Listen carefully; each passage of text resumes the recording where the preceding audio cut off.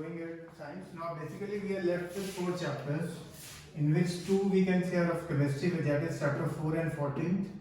Chapter 7 is biology and chapter 12 of course physics. Out of these 4, chapter 7 many schools are just leaving it because almost a lot of portion of it is deleted. So that we will see about it later on. In a couple of schools, so they have not done this chapter only. So today we will start chapter 14, which is a very simple chapter. The name of the chapter is Natural Resources. As the name suggests, we live on planet Earth and we have a finite number of resources which are available to us on planet Earth.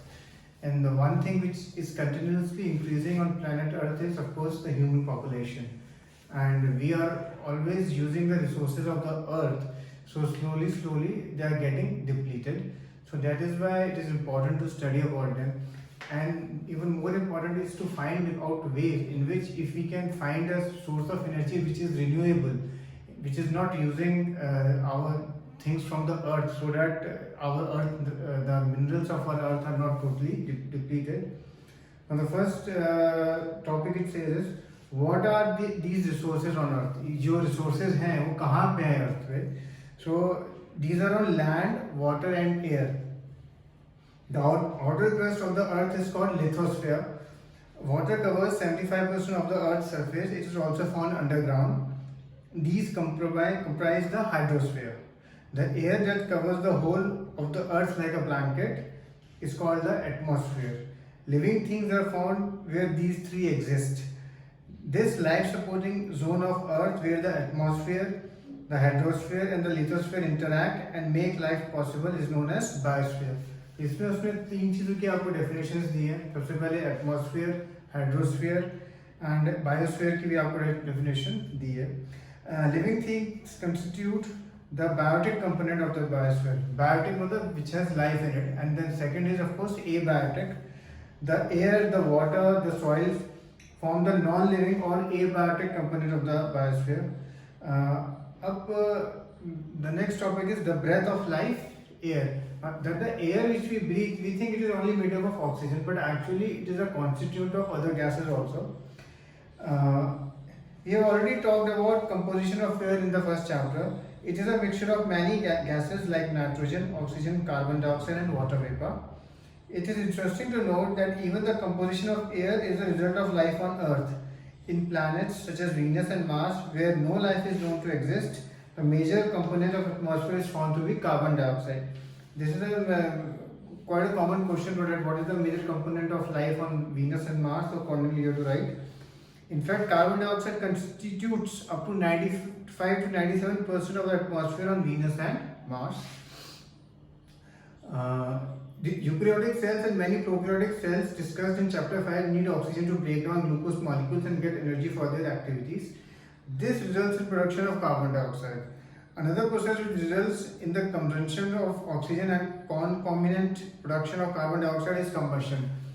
Concomitant means almost continuous production of carbon dioxide. If we see in our cities, if you see many times, you will see big dumps are there in which that garbage is burning. That produces carbon dioxide. The vehicles which we use, all of them produce carbon dioxide. So a lot of carbon dioxide is being produced.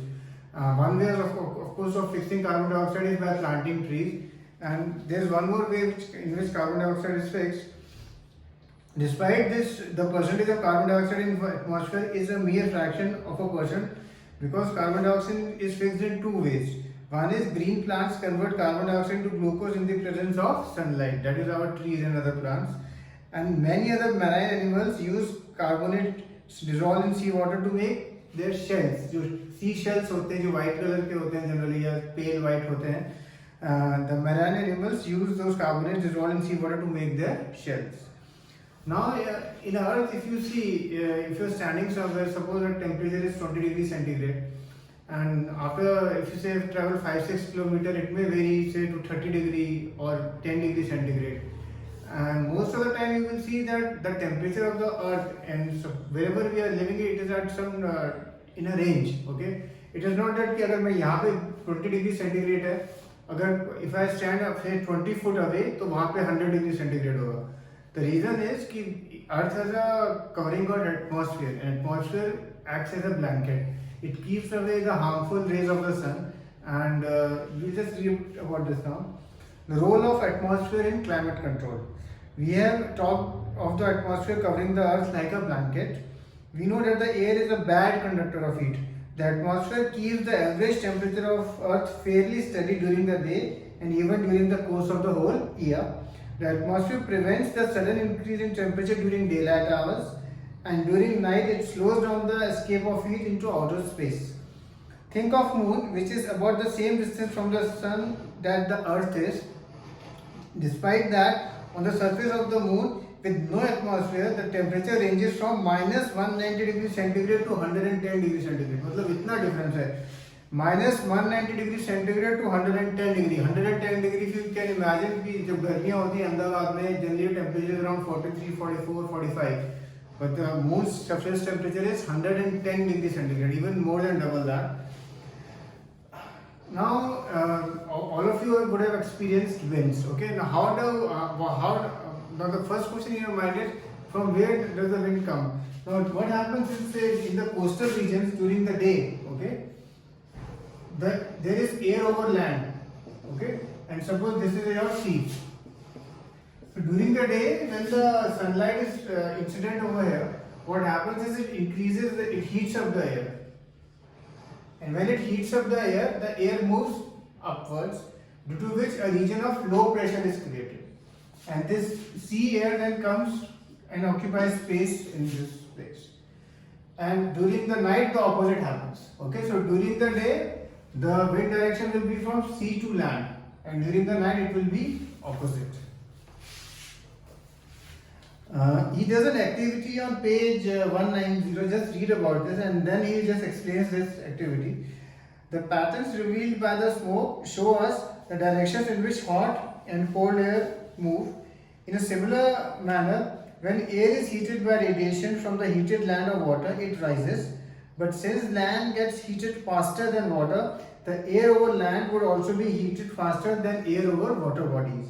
So, if you look at the situation in coastal regions during the day, the air above the land gets heated faster and starts rising. As this air rises, a region of low pressure is created and air over the sea moves into the area of low pressure. The movement of air from one region to other creates winds. During the day, the direction of wind will be from sea to land. During the day, it will be from sea to land, and during the night, it will be from land to sea. ये भी एक बहुत common question आता है that explain why does the wind move from sea to land or land to sea. So in that you have to write this reasoning. At night, both land and sea start to cool. Since water cools down faster than the land, the air above water would be warmer than the air above the land. This is the basic cause of reason the winds are there, but there are other causes also. Similarly, all movements of air resulting in diverse atmospheric phenomena are caused by uneven heating of atmosphere in different regions of the sun. But various other factors also influence these winds. The rotation of the earth and the presence of mountain ranges in the paths of the wind are a couple of these factors. We will not go into these factors in detail in this chapter, but think about this. How do the presence of Himalayas change the flow of wind flowing from Allahabad towards the north? Now, till here, I will be sending you 6-7 questions along with this lecture. I want you to have a look at the questions, then just read the lecture textbook till here. So basically, only 3 pages you have to read.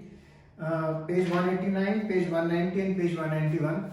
And once you read them, then the questions which are there, I want you to mark them. Then we will discuss those questions in the next class. Lastly, this chapter 14, I have already done for a few students because they had it coming about 3-4 months ago.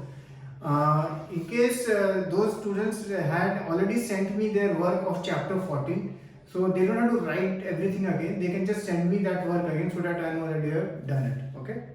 So finish till here. For right now, just mark the questions, and once in the next lecture I discuss the questions in detail, then only you write them. Okay. Cheers.